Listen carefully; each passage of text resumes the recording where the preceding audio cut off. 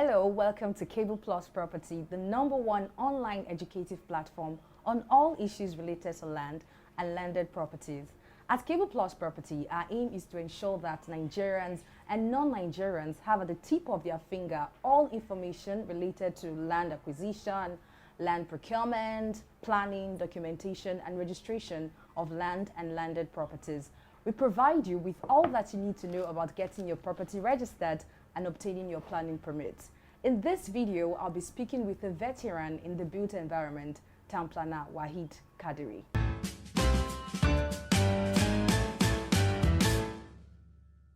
The aspect of planning which most developers detest is the enforcement of the planning law. What measures do you think that government can put in place to ensure that developers apply and abide by the content of the planning permit? It's only in this country that you talk of that. In other places, private sector developers see the planning agencies as those they should relate to, because everything is based on legality.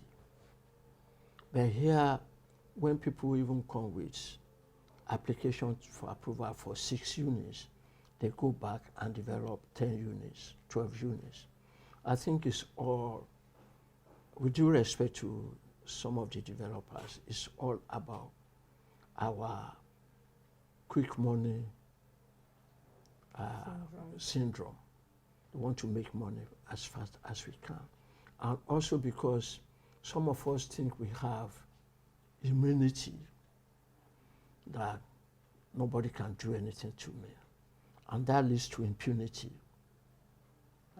They think they are immune to regulations and all that. And therefore, seeing the man in the planning agency as just that man, not bothering about the responsibility he has. How can you tell me, are you this boy? Do you know me? All that. But once our planning officials are on the right side of the law, you will damn the consequence. You don't care who that person is. But that person sees you as that small boy and say he can take things over your head. I think that's the greatest challenge. And what do I mean by that? The political will should also be there. Everybody praises El-Rufai for what he did in Abuja, in correcting the master plan for Abuja, demolishing houses and enforcing regulation. But Rufai was able to do it because Obasanjo gave him the support and said, go on, I'm here for you. If the president can tell that to a minister, if the governor can tell a commissioner, do it, I will take responsibility. And the commissioner tells his director of planning, go and do it, I will take responsibility. The director will be able to tell his supporting staff, do it. If anything comes, we take it to the commissioner. And I'm sure the commissioner will take it to the governor. They feel relaxed. If you can recall, the first building that was demolished, if I'm right, by El-Rufai in Abuja then, was the building owned by, I think, Colonel Ali, who was then the chairman of the ruling political party. So if he was able to do that, who are you to say I'm chairman PDP Ward 12, when the building of the national president was brought down? So all I'm saying is that apart from the need to take a look at our legislation, we still need the political support of those in government. Sir, kindly explain the meaning of land acquisition and land ratification. by our law, there's nothing like land acquisition again in this country. Land acquisition was pre-1977, 77, when the Land Use Act came into being. 78, right? 78. That's when the land acquisition law was in place. But since then, what we have now is revocation of right of occupancy. Because the Land Use Act assumes that everybody has the right of occupancy. And the governor had been given the right to revoke that right for public use. So what we have now is revocation, but we still call it acquisition because it's the same thing as government wanting to use it. That's what acquisition was for. Acquisition was about acquiring from the owners for the use of government. That's acquisition. But now revocation of right of occupancy is about saying, as the governor, I know you have the right of occupancy to that space, but the government needs it for an overriding public use. Therefore, I'm taking away that right from you. That is why it's called revocation. The other side. Ratification. Ratification. Ratification is about when a land had been acquired or right of occupancy revoked and nothing was done with that land and the owner still wants to use the land. Then you go back to government and say, can you please give me permission to use my land in spite of the fact that you have revoked it. That's my understanding. Why? But that is brought about by the fact that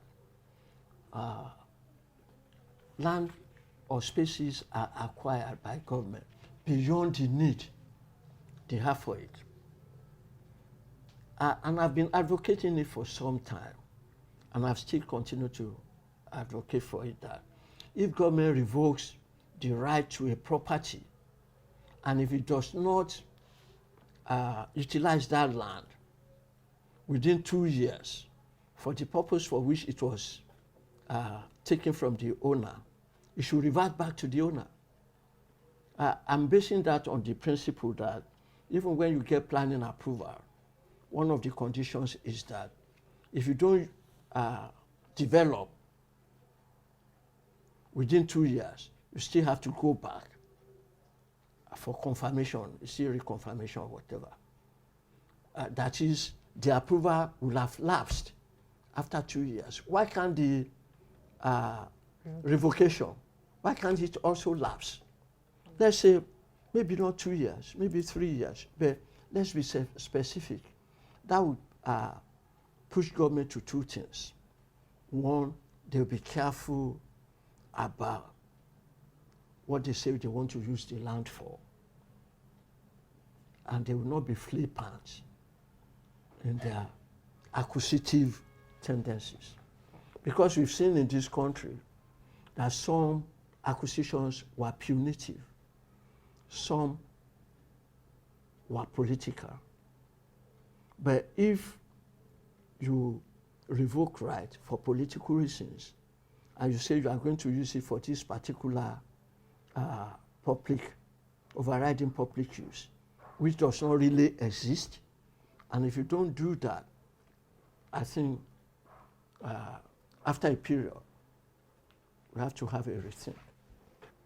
So, sir, how can the interest of property owners be protected after the government has acquired the land? I think it's even before the revocation. The law has given protection to the landowner in two ways. If you revoke the right of occupancy of a property, two things you can do as the governor. You can either pay compensation, but that is very limiting because compensation, according to the Land Use Act, is on the improvement on the land, not on the land value. right? That's the difference between the Land Use Act and the Acquisition Law. The Acquisition Law says you pay compensation based on the market value, I think 2 years before the acquisition.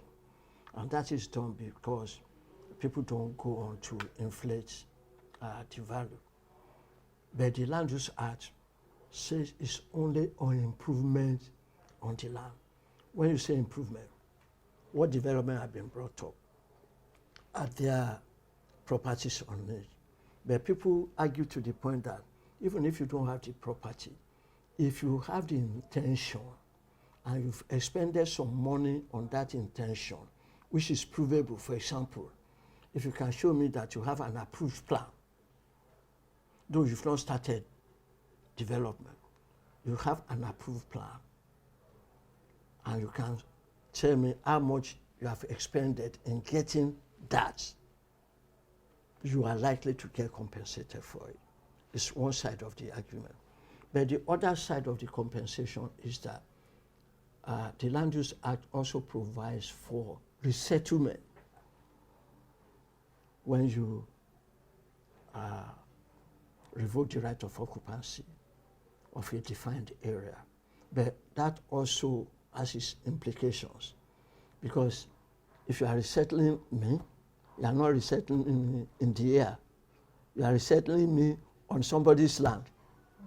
What happens to that somebody? No, it's like, it's a never-ending thing. But most people tend to go for the monetary compensation. Why?